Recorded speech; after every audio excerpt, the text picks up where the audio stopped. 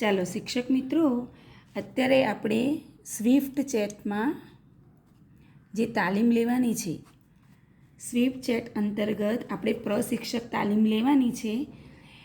એમાં આપણે પેલું મોડ્યુલ 1 જોઈએ કે શિક્ષકની ભૂમિકા, રાષ્ટ્રીય શિક્ષણ નીતિ 2020નું પરિપ્રેક્ષ્ય. આ મોડ્યુલ 1 છે આપણી જોડે.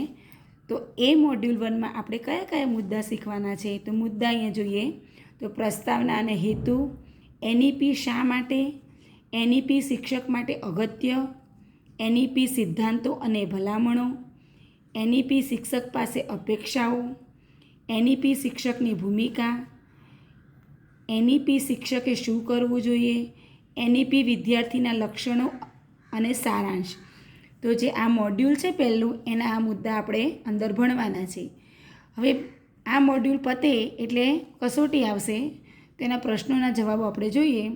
પહેલો પ્રશ્ન છે, એનઈપી 2020 અનુસાર વિદ્યાર્થીઓના રિપોર્ટ કાર્ડ પર શિક્ષકોએ શું પ્રોત્સાહિત કરવું જોઈએ?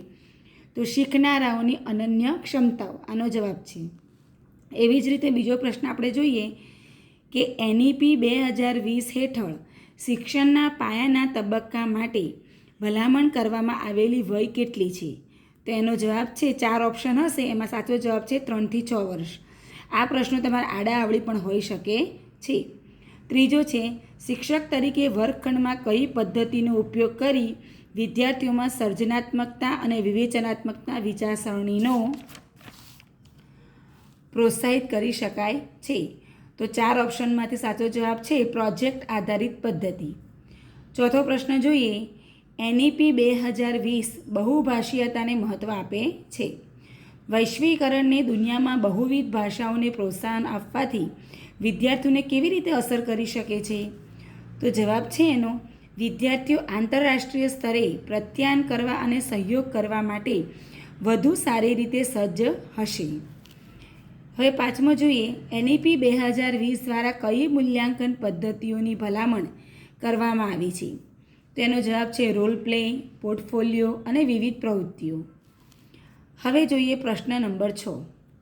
રાષ્ટ્રીય શિક્ષણ નીતિ દેશના વિદ્યાર્થીઓને વર્તમાન અને ભાવિ પડકારોનો સામનો કરવા તૈયાર કરવામાં આવી છે. કેમ?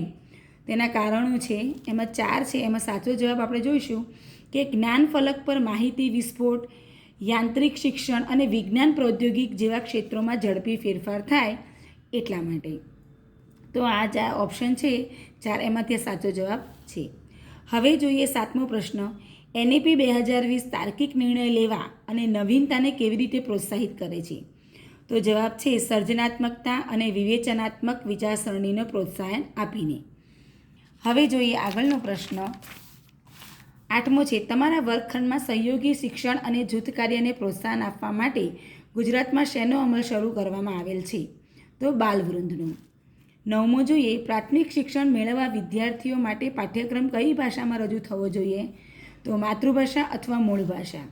10મો જોઈએ, એનઈપી 2020 ગોખણપટ્ટી કરવામાંથી વૈચારિક સમજણ તરફના અધ્યયન પર ભાર મૂકે છે. આ ફેરફાર વર્ગખંડમાં શિક્ષકોની ભૂમિકાને કેવી રીતે અસર કરી શકે છે? તો જવાબ છે શિક્ષકોએ ચર્ચા અને વિવેચનાત્મક વિચારસરણીનો સુવિધા પર વધુ ધ્યાન કેન્દ્રિત કરવાની વધુ જરૂર પડશે.